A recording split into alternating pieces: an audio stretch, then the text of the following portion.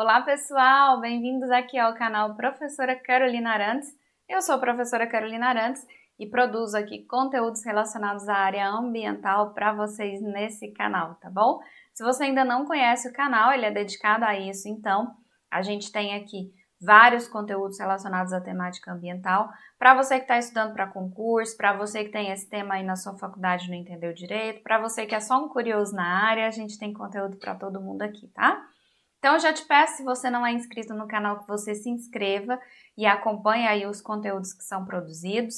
Dá like nesse vídeo, é muito importante para que eu consiga aqui, então, ampliar o alcance dessa temática para mais pessoas, beleza? A gente começou aqui uma série de vídeos relacionados à temática de hidrologia. Então, tem uma playlist aqui, já foram 4 aulas, se eu não me engano, de hidrologia, que estão aí na playlist, tá? Eu sugiro que se você não assistiu às aulas anteriores, que você assista, porque elas são sim sequenciais, tá bom? E aí hoje, na aula de hoje, a gente vai falar um pouco do processo de infiltração. Então a gente viu, né, todas as fases do ciclo hidrológico anteriores até agora, e hoje a gente vai trabalhar com essa fase de infiltração. Essa imagem aí eu falei que você vai cansar de ver, né, enquanto a gente estiver aqui nas nossas aulas. Ela resume bem o que é o ciclo hidrológico, né? Então, a gente tem aqui água em vários compartimentos do planeta, no estado líquido, em massas de água lá no oceano, em massas de água no continente, dentro aqui do solo, nos seres vivos, né? A gente pode ter essas águas aí, então. A gente vai ter água no estado de vapor na atmosfera principalmente, mas também lá no solo e nos seres vivos. E a gente tem água no estado sólido, nas geleiras, nos topos de morro e nas precipitações que eventualmente acontecem aí, tá?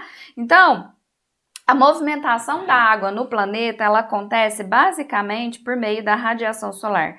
A radiação solar, então, ela gera um calor aqui, né, nessas massas de água, que passam do estado líquido para o estado de vapor na atmosfera, formando aqui a primeira fase que a gente estudou, que é a fase de evaporação ou fase de evapotranspiração, porque a gente precisa considerar a ação ali das plantas também, tá? De transpiração das plantas.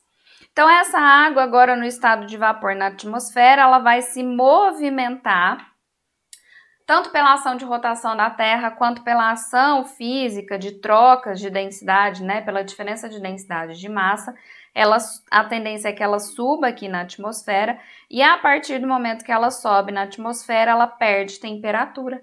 Perdendo temperatura, ela perde a capacidade de conter vapor d'água, e essa água que estava em estado de vapor se condensa aqui nessa massa de água, formando pequenas gotículas que em um determinado ponto, que a gente chama de ponto de saturação, geram a precipitação, que foi a segunda fase que a gente estudou, tá?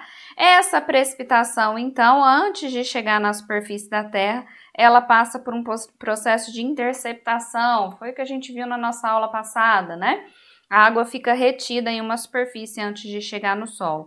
Ao chegar no solo, essa água vai ser então infiltrada, que é a fase que a gente vai estudar hoje. Quando esse solo está encharcado, o processo de infiltração fica dificultado e a gente passa então para a fase de escoamento superficial ou subsuperficial.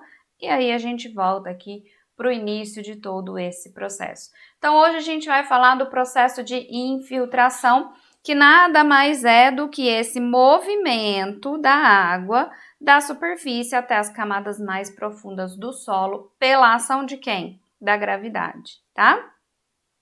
Aí eu vou fazer um desenho aqui, eu quero que vocês acompanhem comigo, beleza? Peraí, deixa eu pegar a caneta e vou fazer um desenho.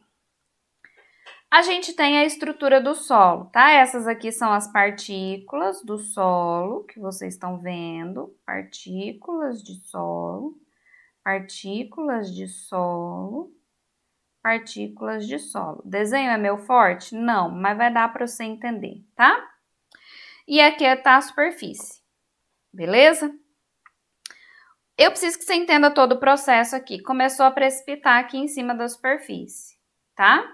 Quando a água chega nessa superfície, pela ação da gravidade, a tendência é que ela faça esse movimento aqui, certo? De percolação por entre aí os poros que a gente vai ter no solo, tá? Beleza. Só que o que acontece? A água tem algumas propriedades que são muito específicas. Então, a água tem uma propriedade de coesão muito forte e de tensão. Coesão quer dizer o quê? Ela é muito atraída, ela tem uma atratividade muito grande por qualquer molécula, especialmente que não seja ela mesma, tá? Então, a tendência quando a água chega no solo é que ela queira se ligar com a superfície dos grãos do solo, beleza? Então, acompanha meu desenho. A água, quando ela começa a entrar no solo aqui, ó, ela fala, opa, tem um grãozinho aqui, então eu vou grudar nesse grão. E aí ela começa a formar aqui, ó, películas ao redor desse grão, tá? Essa película, ela vai ser formada ad eternum, professora? Não. Justamente porque a água, ela tem uma atratividade por outras partículas, mas nem sempre por ela mesma. Então, vai chegar uma determinada altura da película aqui que ela já não se interessa muito. Não, é água com água, não quero. E aí, quando essas películas estão ali, então, todas cobertas com... Quando esse solo está todo coberto com essa película, aí sim a água começa a achar os aqui e fazer o seu caminho de percolação ali para as áreas mais baixas, tá? Então, é isso que acontece. Esse aqui é o processo de infiltração, muito resumidaço aqui para vocês, tá? Nessa imagem aqui que a gente tá vendo, que tá aqui no próximo slide, a gente tem uma diferença grande aqui de zonas, de regiões do solo. E aí eu quero que você observe justamente essas duas figurinhas aqui, tá? Então, à medida que a água vai percolando ali nas camadas do solo, ela vai também percolando até ela achar um obstáculo, que seria a rocha matriz, beleza? Então, a gente tem a rocha matriz. O que isso quer dizer, professora? Quer dizer que a água foi, então, né? Percolando, percolando, percolando, chegou aqui, pá, bateu na rocha matriz. A rocha matriz, gente, por mais que ela seja permeável, por mais que a gente tenha permeabilidade, essa permeabilidade dela é muito mais baixa quando a gente compara com o solo que está aqui em cima.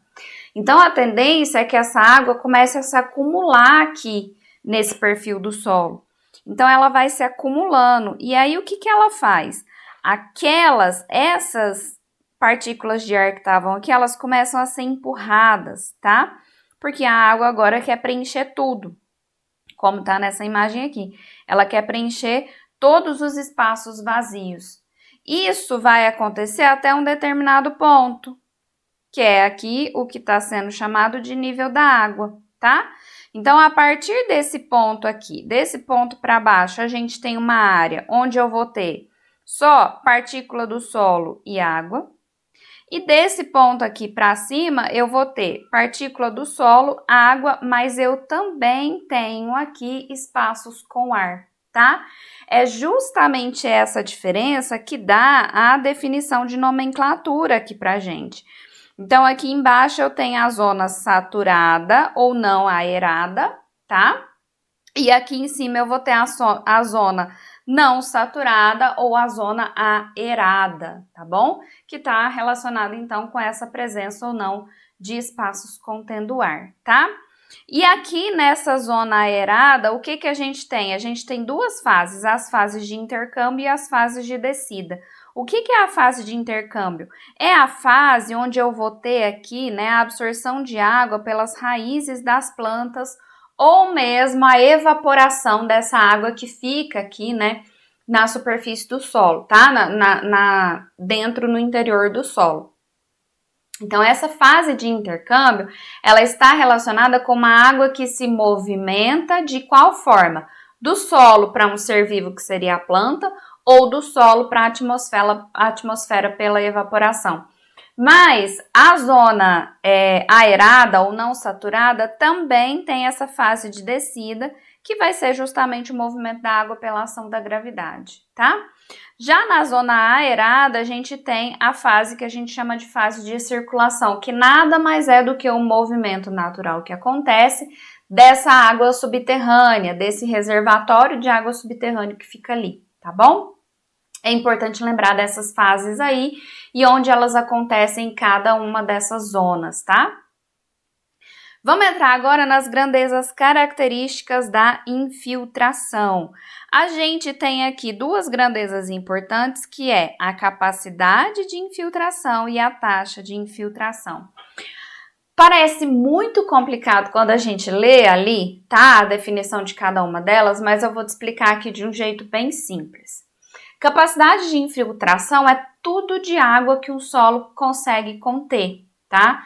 Então, tudo de água que for ali, né, que pode entrar nesse solo, que ele pode incorporar sem ficar 100% saturado, é a capacidade de infiltração dele, tá? Taxa de infiltração é o que efetivamente o solo contém. É o que efetivamente está presente como água ali no solo, tá? Eu quero que vocês observem que a unidade ela é a mesma nos dois casos. Então, eu tenho capacidade de infiltração em milímetro por hora, em milímetro por dia, em metro cúbico por metro quadrado por dia, e aqui embaixo a mesma coisa. Uai, professora, e aí? Como assim? Porque, gente, eu quero que você imagine que isso daqui é o solo, tá? E ele tá totalmente sem água, zero umidade, beleza? E aí eu vou chegar aqui agora e vou começar a colocar. Então, a capacidade dele aqui, né, a capacidade de infiltração dele aqui agora é 100%. Ele consegue conter 100% de água. E aí agora eu vou colocar. Coloquei 10 ml de água, tá? Então, o solo agora absorveu um pouco de água, concorda? A capacidade de infiltração dele aqui agora é a mesma? Não é. Como ele já tem um pouco de água, o que ele consegue receber a partir de agora já é menos. Ele consegue receber 90%, por exemplo. Volto aqui e coloco mais água. Bem mais agora, tá? E aí, o que aconteceu? Agora o solo já está quase todo encharcado. A capacidade de infiltração dele agora é de 10%. Então, o que eu quero te dizer com isso? Que essa capacidade de infiltração, ela pode variar ao longo do tempo de acordo com a quantidade de água que eu tenho ali naquele local, tá? É só isso só por isso que a gente tem essa mesma unidade para cada uma das medidas. Observem os dois gráficos aqui comigo, tá? Esse primeiro gráfico aqui, ele trata da capacidade de infiltração, te mostrando justamente isso que eu te falei. Aqui está o início da precipitação, aqui está o final da precipitação, tá? Vamos dizer assim. No início da precipitação, a capacidade de infiltração desse solo é máxima. À medida que a precipitação vai acontecendo, ele vai perdendo a capacidade de infiltração até chegar aqui no momento que a capacidade de infiltração é zero, tá? Por quê? Porque o solo vai estar saturado, vai estar encharcado, tá bom? E aqui é um gráfico mostrando, então, a taxa de infiltração, né? Essa relação entre a taxa de infiltração. Então, esse gráfico, ele me mostra aqui uma fórmula que a gente vai ver daqui a pouquinho no próximo slide, não vou nem te falar dela agora, mas o que ele está me mostrando? Ele está me mostrando a taxa de infiltração ao longo do tempo, tá? Então, isso aqui seria a taxa de infiltração no tempo zero. Taxa de infiltração no tempo zero aqui, ó, tá 50, beleza? Então, à medida que a gente vai passando aqui, né, nos minutos, essa taxa de infiltração também vai diminuindo. Então, vamos supor aqui, ó, que a gente chegue, né, na taxa de infiltração aqui do solo saturado, que ele tá me falando ali, ele tá me dedando aqui, que é 4%. Então, com o passar do tempo, aqui mais ou menos com 40 minutos de precipitação, a gente sabe que essa taxa de infiltração atingiu 4 milímetros por hora, quer dizer, esse solo está encharcado, tá bom? Então, é isso daí. E aí, como eu te falei, a gente pode calcular essa taxa de infiltração por meio da equação de Horton. Essa equação de Horton considera, então, aqui, né, a taxa de infiltração, considerando a taxa de infiltração em condições de saturação, quer dizer, quando eu estou aqui, ó, com o meu solo saturado, tá? Considera a taxa de infiltração inicial quando essa precipitação ou essa irrigação começou, tá? A diferença disso com o solo saturado. Vai considerar aqui também o tempo em minutos que eu estou calculando aqui dessa precipitação e considera os parâmetros que devem ser determinados a partir de medição em campo, tá? Algum parâmetro que seja importante aqui nesse caso. Então, essa é a equação de Horton que a gente usa para calcular a taxa de infiltração. E aí a gente vai ter também a velocidade de infiltração, que é o tempo e a distância que uma determinada quantidade de água leva para atravessar o solo.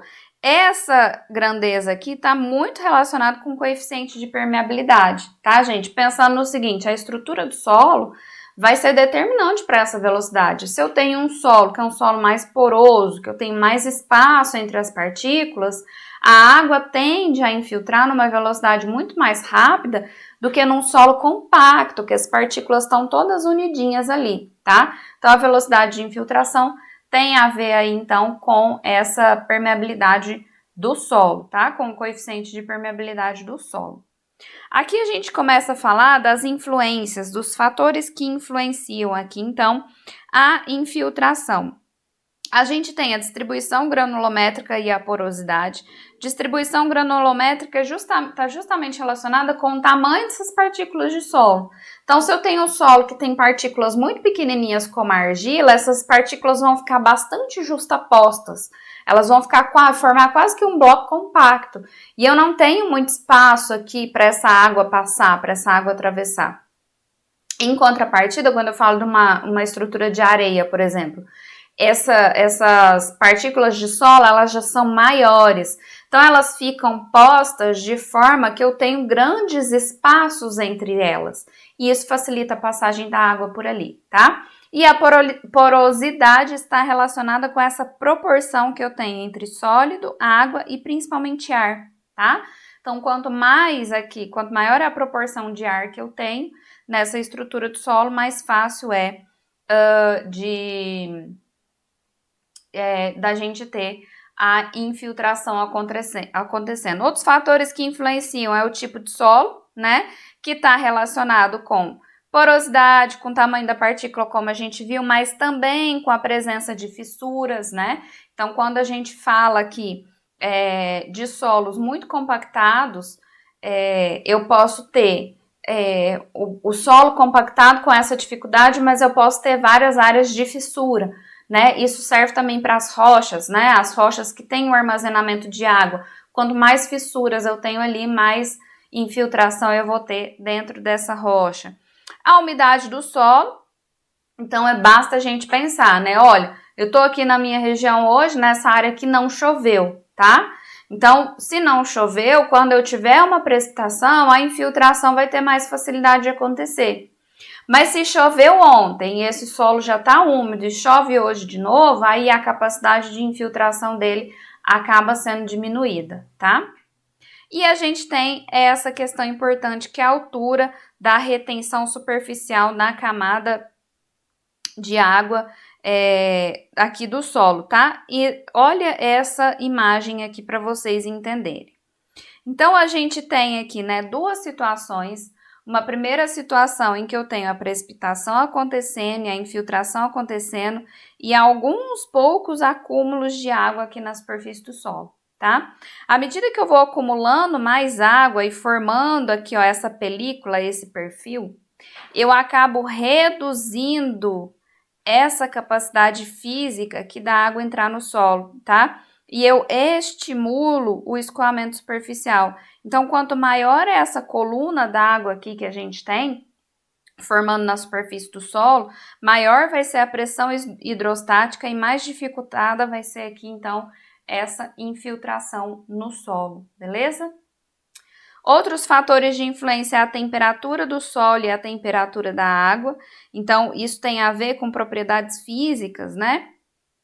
Quanto maior é a temperatura, maior é a infiltração, que eu tenho uma mobilidade, uma maleabilidade maior do líquido. Precipitação, né, a intensidade e a duração influenciam muito nisso. Quando a gente tem precipitações muito intensas e num período muito curto de tempo, então é um volume grande de água chegando naquele ambiente, talvez a velocidade com que a água penetre no solo não é suficiente, né? E a gente tem maior escoamento do que infiltração, tá? E óbvio, o uso e ocupação do solo. Então, dependendo do que a gente tem nesse solo, a gente vai ter maior ou menor infiltração. Então, solos muito compactados, a gente tende a ter menos infiltração do que solos que são solos preservados, áreas aqui, né, com concreto, com impermeabilização, a gente, óbvio, vai ter menor infiltração aí, tá? Formas de medir a infiltração são os infiltrômetros. Aqui tem dois modelinhos, né, esse modelo de anéis aqui, que então, né, lá em campo são colocados os anéis, esses dois anéis, e um é preenchido com água, e aí a gente consegue ali então entender a velocidade, né, com que aquela reguinha ali do meio então abaixa, que é justamente a velocidade de infiltração, tá? E esse aqui que é um equipamento mais automático, que ele vai me falar então de forma digital qual que seria, né, a umidade do solo, ou essa taxa de infiltração, né, um equipamento mais elaborado aí, todos eles têm essa nomenclatura de infiltrômetros, beleza? A gente encerra por aqui essa parte de infiltração, espero que vocês tenham gostado da aula. Se você não deu o like ainda, por favor, dê o like, que isso ajuda muito aqui na divulgação dessas aulas. Se inscreva aí no canal também e compartilhe esse vídeo com quem você acha que possa se interessar, beleza? Te vejo nas próximas aulas, até lá!